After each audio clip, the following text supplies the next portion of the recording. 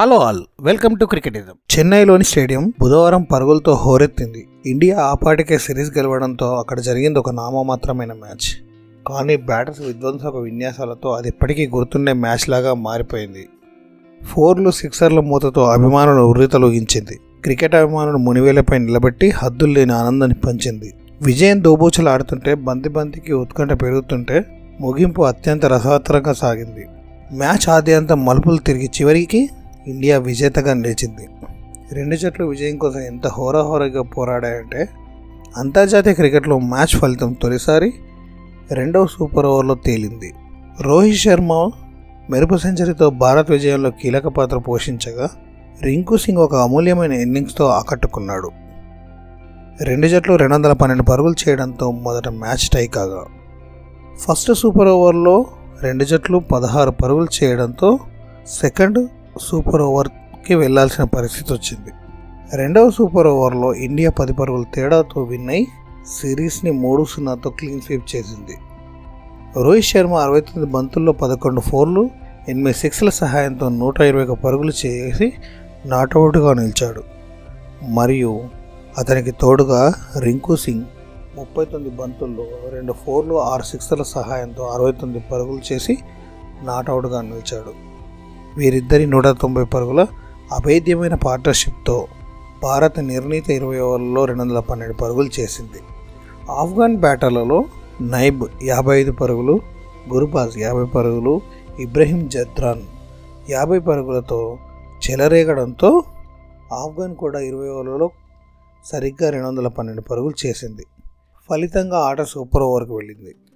మొదటి సూపర్ ఓవర్లో ఆఫ్ఘన్ 16 పరుగులు చేస్తే భారత్ కూడా 16 పరుగులు సాధించడంతో రెండో సూపర్ ఓవర్ తప్పలేదు.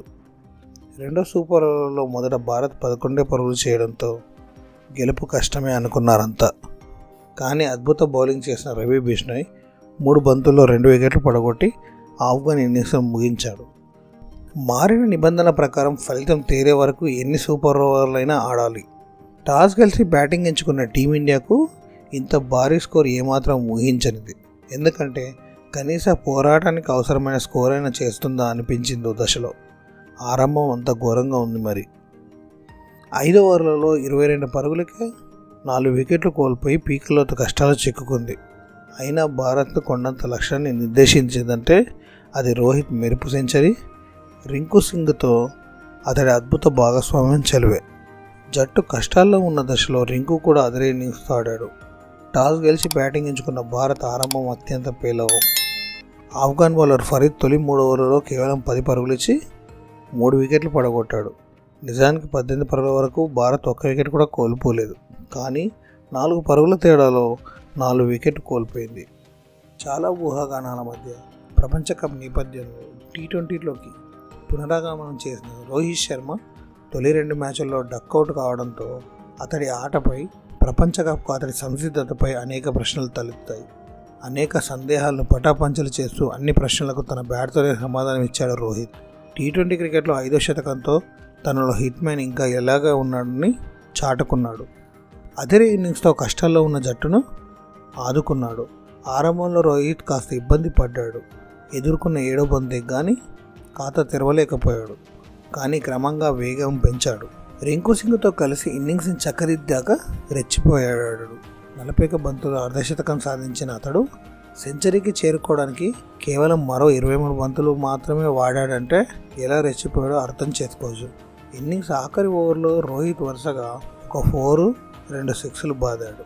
రింకుతో అభేద్యమైన 5వ వికెట్కు రోహిత్ 190 పరుగులు జోడించాడు. రింకుది కూడా అంతే విలువైన ఇన్నింగ్స్. జట్టులోకి వచ్చినప్పటి నుంచి నిలకడగా రాణిస్తున్న అతడు మరోసారి తన విలువను చాటుకున్నాడు. జట్టు ఇబ్బందుల్లో ఉన్న నేపథ్యంలో తొలి 19 బంతుల్లో 21 పరుగులు చేసిన అతడు పరిస్థితి మెరుగుపడ్డాక చెలరేగిపోయాడు. రోహిత్ శర్మ 6ల మూతం మోగించడం కొత్తేమీ కాదు. కానీ బుధవారం తన సెంచరీలోనే 8 6లు ఉన్నాయి. కానీ అందులో ఓ 6 మాత్రం చాలా ప్రత్యేకమని చెప్పాలి. ఇప్పటిదాకా కెరీర్లో రోహిత్ ఎప్పుడూ ఆడని షాట్ అది. కెవిన్ పీటర్సన్, మ్యాక్స్వెల్, వార్నర్ లాంటి కొద్దిమంది ఆడే స్విచ్ హిట్కి ప్రయత్నించిన రోహిత్ విజయవంతమయ్యాడు. ఆఫ్ఘన్ స్పిన్నర్ సలీం బౌలింగ్లో స్టాన్స్ మార్చుకుని ఎడం చేతి వాటం బ్యాటర్గా మారిన రోహిత్ కళ్ళు చెదిరే 6 కొట్టాడు. ఆ తర్వాత కైస్ అహ్మద్ బౌలింగ్లో స్విచ్ హిట్తో రోహిత్ ఓ 4 కొట్టాడు.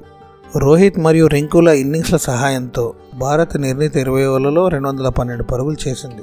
లక్ష్యం చాలా పెద్దదే అయిన ఓపెనర్లు గుర్బాజ్, ఇబ్రహీం జద్రాన్ రాణించడంతో ఆఫ్ఘనిస్తాన్ 10 ఓవర్లలో 85 పరుగులు చేసింది. ముఖ్యంగా గుర్బాజ్ చెలరేగిపోయాడు. ఆవేష్, ముఖేష్, దూబే బ్యాటర్లకు అడ్డుకట్టలు వేయలేకపోయారు. 11వ ఓవర్లో గుర్బాజ్ను కుల్దీప్ అవుట్ చేయడంతో భారత్కు ఎట్టకేలకు వికెట్ లభించింది. 13వ ఓవర్లో ఇబ్రహీం జద్రాన్ అజ్మతుల్లాను వాషింగ్టన్ సుందర్ అవుట్ చేయడం ఆఫ్ఘన్ ఆశలకు పెద్ద దెబ్బ. చివరి 7వ ఓవర్లో ఆఫ్ఘనిస్తాన్కు 105 పరుగులు చేయాల్సిన స్థితిలో భారత్ గెలుపుపై సందేహాలే లేవు. కానీ నైబ్, నబీ వీర విధ్వంసంతో మ్యాచ్ స్వరూపం మారిపోయింది. 6 ఓవర్ల వ్యవధిలో 66 పరుగులు వచ్చాయి. ఆఖరి ఓవర్లో ఆఫ్ఘన్కు 19 పరుగులు అవసరమయ్యాయి. క్రీజ్లో జోరుముదన్న తీవ్ర ఒత్తిడిలో బౌలర్ ముఖేష్ తొలి బంతికి వైడ్ వేశాడు. తర్వాత బంతిని నైబ్ 4 కొట్టాడు. ముఖేష్ డాట్ బాల్ వేసిన వెంటనే మరో వైడ్ వేశాడు. ఆ తర్వాత బంతికి నైబ్ 2 పరుగులు తీశాడు.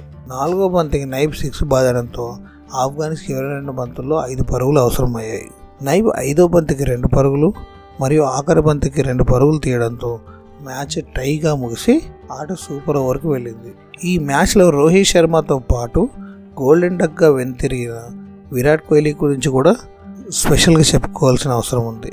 అతని సూపర్ ఫీల్డింగ్ గురించి ప్రత్యేకంగా చెప్పుకోవాల్సిందే. దాదాపు 35 మీటర్లు పరిగెత్తి ఒక క్యాచ్ను అందుకున్నాడు.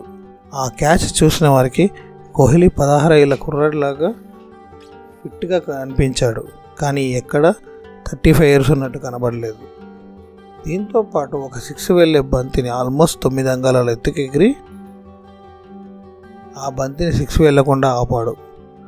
ఆఫ్ఘన్ బ్యాటర్స్ ఆ బంతికి కేవలం 1 పరుగు మాత్రమే తీశారు. కోహ్లీ అలా ఇండియాకు 5 రన్లు సేవ్ చేశాడు. ఆఫ్ఘనిస్తాన్ తన మొదటి సూపర్ ఓవర్ని ముఖేష్ కుమార్ బౌలింగ్లో మొదటి బంతికి 2వ పరుగు తీసే క్రమంలో నైబ్ రన్అట్ అయ్యాడు. గుర్బాజ్ ఒక 4, నబీ 6 సహాయంతో 16 పరుగులు చేసింది. టీమిండియా తన మొదటి సూపర్ ఓవర్ని రోహిత్, జైస్వాల్ ఆరంభించారు.